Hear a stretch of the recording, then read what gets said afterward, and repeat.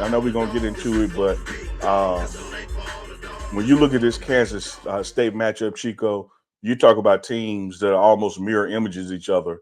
The yardage that we give up, the yardage that we do, total yardage wise. Of course, ours is skewed more toward passing, and theirs toward running. But when you look at the totalities, whether it's penalties and yardage, what we do on defense, offense, statistically, these two teams have been mirror images of each other so far this season. So it's just a matter of seeing who's going to be able to hit their averages and who's going to be able to keep the other person below theirs. That's just looking at the teams, and based off how I broke down the UCF game and talked about how their quarterback, they like to run with the quarterback, but he's more of a bigger quarterback, not really a home run hitter type quarterback, I would say. I think this kid, Avery Johnson, can be that home run hitter, so we're going to have to find a way to bottle him up. Main thing, I think the key for this defense and for this win is to create turnovers. They're going to be on the road. They turn the ball over at BYU.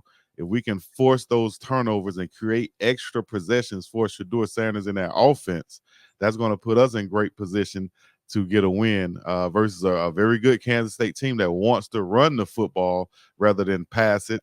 And that's their MO. That's their thing. They want to run the football. When Dylan is in, they're going to look to try to get the ball in his hands, whether it's screen passes or long handoffs or zone handoffs or whatever.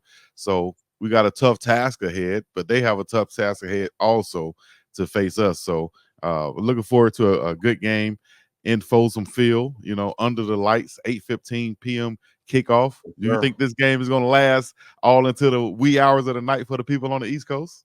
Not from an overtime standpoint. I don't think this one will necessarily be an overtime game, but because it is a TV game with a 9:15, Central 10:15 Eastern kickoff, it's going to be one in the morning on the East Coast, baby.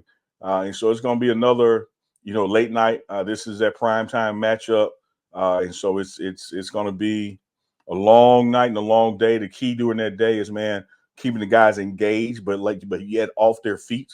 I'm sure, just like what's happening right now as we speak, it will happen again later in the week. Have a night practice so that you can get acclimated to having such a later kickoff. But Big Dog, when you talked about opening of the show and how teams are so similar now because of the portal and NIL and things that are coming into play, and then you look at this Kansas State team and how statistically a lot of things are similar. Here's some things, and you touched on them, that negate being similar in production, and they don't require talent. Effort. So which team is going to have the most effort? Who's going to have the fewer penalties? Who's going to have the fewer or most turnovers, depending on which way you measure it? And then just, execution of play. This is going to be an emotional game for some people. You got a former player coming back.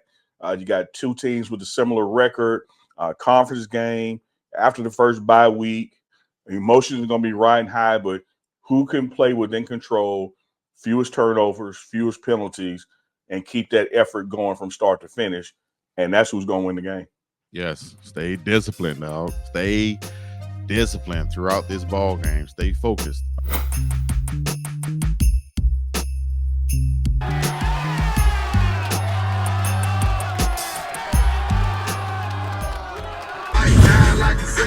This one ain't for all the dogs. This one for the big dogs. This one ain't for all the dogs. This one for the big dogs.